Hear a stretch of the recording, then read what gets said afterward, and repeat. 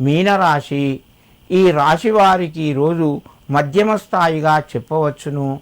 కొన్ని సందర్భాల్లోపట వివాదాలకు దూరంగా ఉండాలి. ఆర్థిక పరంగా మీరు బరువు బాధ్యతలు తగ్గించుకునే ప్రయత్నం చెయ్యండి. వృధా ఖర్చులు పెరిగే అవకాశం ఉన్నది.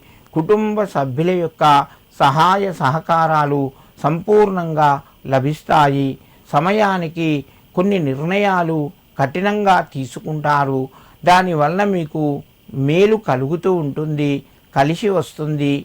ధనలాభం కూడా చేకూరుతూ ఉంటుంది. ప్రయత్నాలు ఫలించి కొంత ఆనందాన్ని పొందుతారు.